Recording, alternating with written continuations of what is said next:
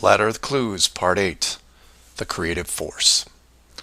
This Flat Earth perspective takes a look at the design from the ever-present why standpoint, and although it will review some of the dome technical features already discussed, I'll try to do it from a different angle, or more specifically, why I might build it. Someone mentioned to me recently that while the dome was a very big concept, it made the world much smaller. Kind of like what Admiral Byrd expressed in an interview all those years ago. This someone also said that it made them sad, which I understood. And while I did what I could to comfort this person, I realized that I could have done more. So this video is for the people who look upon this world with their new eyes and start drifting into a state of melancholy. To preface, this isn't jail, nor are you lab rats. And before I'm done, I hope to show you a version of why. To start, let's look at an old story, one that you may have heard, involving another enclosed world, kind of like yours. I say kind of like yours because the finished design that you are sitting in right now took several revisions in just about every aspect, much like any project.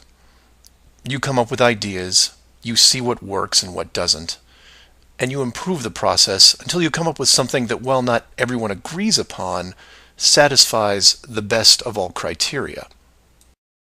One of the first dome layouts involved a race of people who were supremely driven by ambition. They didn't have a word for lazy or fear. They absorbed knowledge very quickly, incorporating physics, advanced electronics, engineering, and drove their technology with energy from the enclosed world itself. And when their technology had reached the point where the dome structure was discovered in its entirety, there was no reaction of wonder and awe. They just looked up and squinted at the sky. Eventually, those squints turned into glares. Oh, they had religion to be sure, and it was tied to their daily lives, but to them, this wasn't religion. It was a challenge. Almost like they weren't that impressed. Hard to fathom, right? Seeing that your world had borders, but instead of being afraid, shaking your fist at the sky with arrogance. But that's what they did. So much confidence and might that when they found out where they really were, a new priority was created. At first, they dedicated broadcast channels to calling the dome builders out, demanding answers, and ran them day and night. At the end of each cycle, the words kept repeating, "We know." But arrogance ebbs at patience, and their demands were met with silence, which was taken as blatant dismissal. This fueled their ambition even more. The people withdrew all their efforts from breaching the outer barrier and formed a new plan. If the creators were not going to submit, then they would build a bridge and meet them at the gates. So a building was designed. But to call it a building was to call the pyramids a sand castle. It was the greatest structure ever conceived, at least to them. It was to be over 30 miles wide and hundreds of miles high, enough to reach the dome ceiling itself, where they would meet the builders face to face. They abandoned nature completely and pushed aside ecologic systems to accomplish their goal. They cannibalized entire mountain ranges, which they used to admire and love, to acquire the raw material for the awesome structure. The work crews built with flawless precision, and it was obvious that it was going to succeed. A bridge to the edge of the sky itself.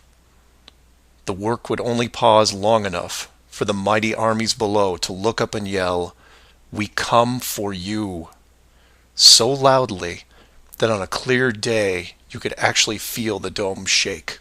And the creators, faced with their first great challenge, decided to start again. And the people were changed, their language fragmented so that the builders couldn't continue.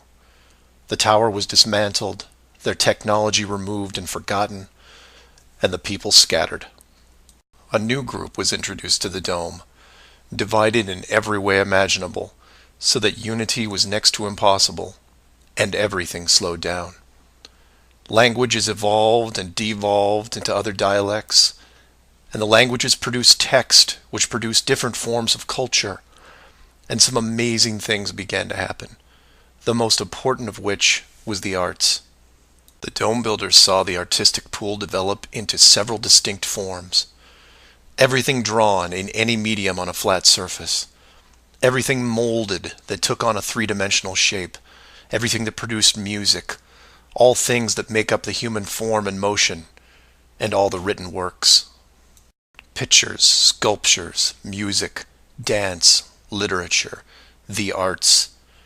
Driven by passion, it is the very essence of what is good in humanity. Once this was recognized, all dome methods put in place were to cultivate and enhance this process.